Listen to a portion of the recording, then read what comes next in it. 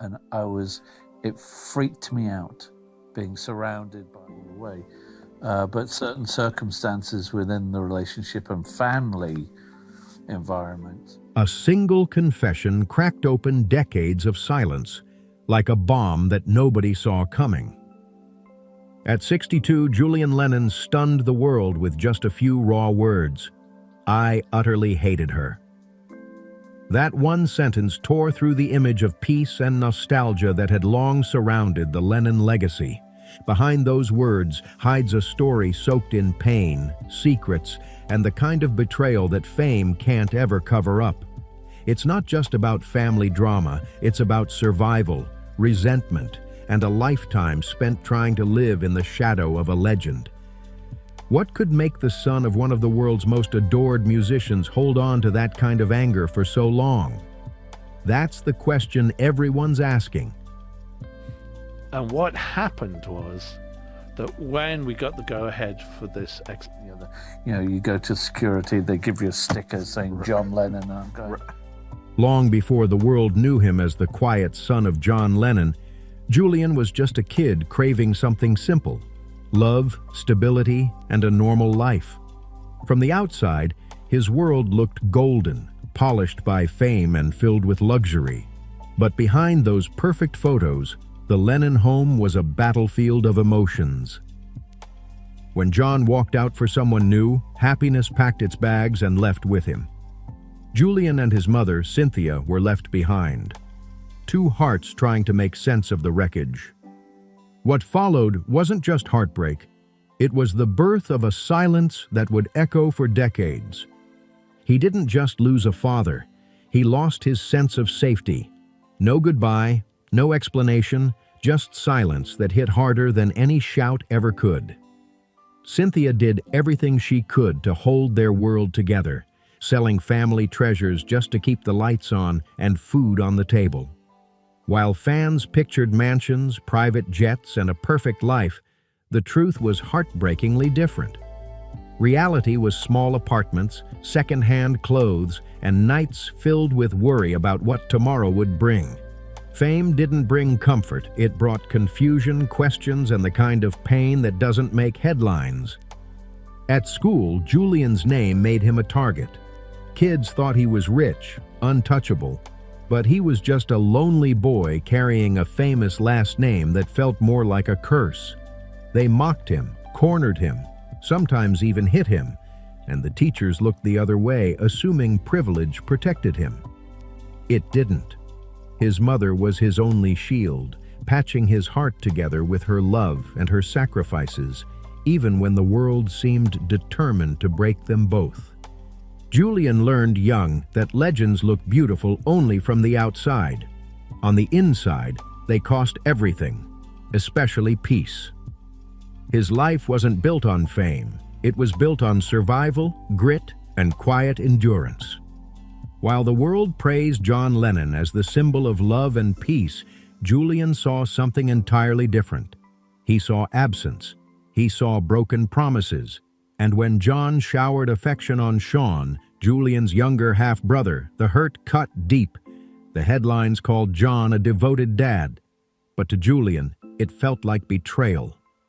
The world heard songs of hope, but all he could feel was rejection and anger burning inside.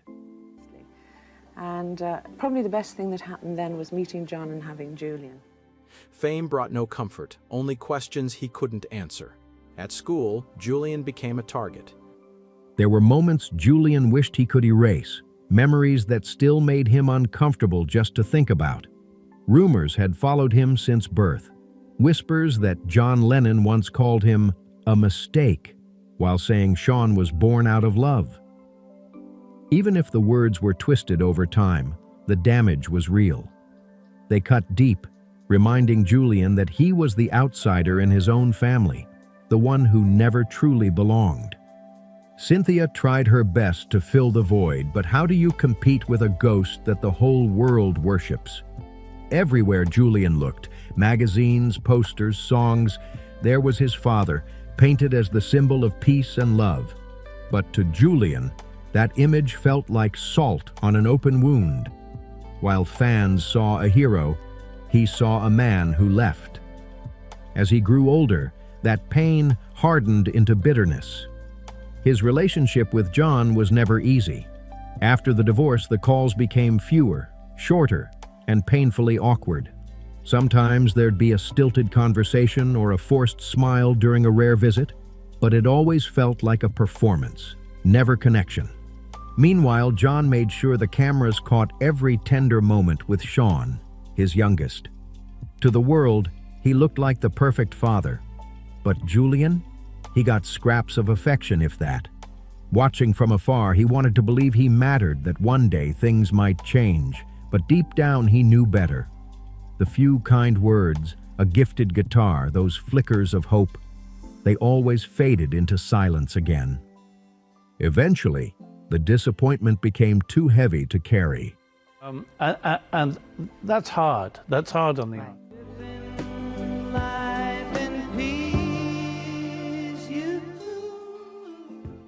Julian stopped waiting for the dad he wished for. He built emotional armor from the pain, learning to survive without expecting love in return. Then came the moment that shattered everything. News of John Lennon's sudden, violent death. The world cried for a legend, but Julian's grief was quieter, heavier, private. While millions mourned the icon, he mourned the man he barely knew. He'd spoken to his father just days before, had finally felt a warmth that hinted at reconciliation, and then, in an instant, that hope was gone forever. The shock hit like a tidal wave, sudden, cold, and impossible to process. No funeral, no final goodbye, no closure. Yoko Ono announced there would be no public mourning, just a request to honor John's dreams of peace. But peace was the last thing Julian felt. He was left alone with memories, regrets, and the echo of his father's last words, words that weren't profound, just final. For everyone else, the world had lost a legend. But for Julian, he'd lost the father he never really had. Then came the moment that turned heartbreak into fury, the reading of the will. Nearly everything John owned went to Yoko and Sean. Julian's name was barely mentioned, like an afterthought. All those years of craving approval, of hoping for some sign that he mattered, ended in a few lines of cold, legal text. Yoko now controlled everything: the estate, the music, the myth. Struck by, oh, is it really you? But they don't really hear your order, you know. I had to kneel on the ground just to get through this. Julian got a small trust fund, a symbolic gesture that felt more like a dismissal than a gift. But this was never about money. It was about identity. It was about not being erased from his own father's story. That's when Julian decided to fight back. He launched a long, exhausting legal battle, pushing through headlines that painted him as bitter or greedy. They didn't understand. This was about pride, not profit. It was about reclaiming a legacy that had been stolen from him. The settlement he eventually reached was rumored to be huge, but no amount could repair the emotional damage left behind. The wounds ran far deeper than any check could fix. And while the lawyers battled in courtrooms, another war was happening behind the scenes. A silent, tense standoff between Julian and Yoko. She was always there, the gatekeeper of John Lennon's memory, the woman who held every key. Public appearances were tense, filled with forced smiles and unspoken resentment. For nearly 2 decades, every meeting, every handshake, every event reminded Julian that she had the power, and he didn't. He couldn't shake the feeling that she wasn't just protecting John's legacy, she was rewriting it. To him, she wasn't just part of the story. She was the reason it all went wrong. She was never a stepmother, just a constant living reminder of everything Julian had lost. But life doesn't let you stay angry forever. Over time, the rage began to fade, chipped away by small, unexpected moments. A photography exhibit here, a quiet conversation there, and the simple need to keep the peace for Sean's sake. Slowly, the endless war turned into a fragile truce. Julian and Yoko were never close, never family, but one day he just stopped fighting. Not for her, but for himself, for his own sanity, for his brother. Through every heartbreak and headline, his connection with Sean became his lifeline, the one thing that kept him grounded when the bitterness tried to pull him under. They'd grown up in different worlds, one bathed in fame, the other in shadows, but pain connected them like nothing else could. For years, jealousy and distance built walls between them, but adulthood brought a strange kind of understanding. Shared memories, quiet talks, even laughing over old footage. They started to rebuild something real. Sean's kindness cracked open Julian's defenses, showing him that forgiveness wasn't weakness, it was freedom. For the first time, Julian felt like he belonged, not just to a name, but to a family again.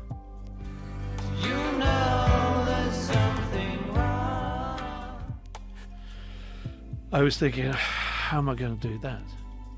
The old feud with Yoko began to lose its power. What mattered now was Sean and the bond they'd fought so hard to protect. Julian finally understood that peace doesn't always come with apologies or grand moments. It comes in silence, in the choice to move forward without hate. But even with that peace, the Lennon name never stopped following him. Everywhere he went, people compared him to the father he could never escape. No matter what he achieved, the shadow of John Lennon loomed over him, shaping how the world saw him before he could even open his mouth. Music, his first love, was both a blessing and a curse. The world didn't want Julian Lennon. They wanted another John Lennon. Every song he released, every note he sang was weighed against a legend he never asked to compete with. Eventually, the pressure became too heavy and he had to carve out his own lane. So he turned to photography, writing, and personal projects, things that were his alone. For once, he wasn't chasing anyone's approval. He was living for himself, finally free from the ghost of his father's fame. Even with all the new documentaries and waves of Beatles nostalgia keeping the past alive, Julian Lennon finally stopped letting it define him. He found peace not by forgiving what couldn't be changed, but by building something new, his own future, his own story, his own voice. He chose to honor his father's memory in his own way, through creativity, through art, through the kind of quiet strength that speaks louder than fame ever could. The Lennon name stopped being a prison. It became a legacy he learned to carry with pride. Julian's story isn't a neat Hollywood fairy tale about forgiveness or instant healing. It's real, it's messy, and it's human.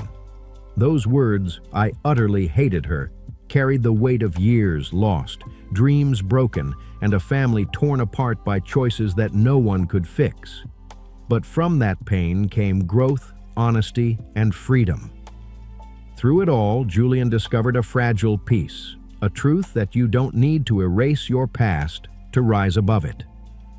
His journey shows the hidden cost of fame, the illusion of perfect families, and the power it takes to stand tall in the shadow of a legend. If you've ever battled old wounds or struggled to let go, Julian's story reminds us that healing doesn't have to be perfect. It just has to be real. He proved that peace isn't something you find. It's something you create. Thank you for watching, and if this story hit home, don't forget to like, share, and subscribe to America's Hidden Gold, where the truth behind fame, fortune, and the untold stories of Hollywood come to light.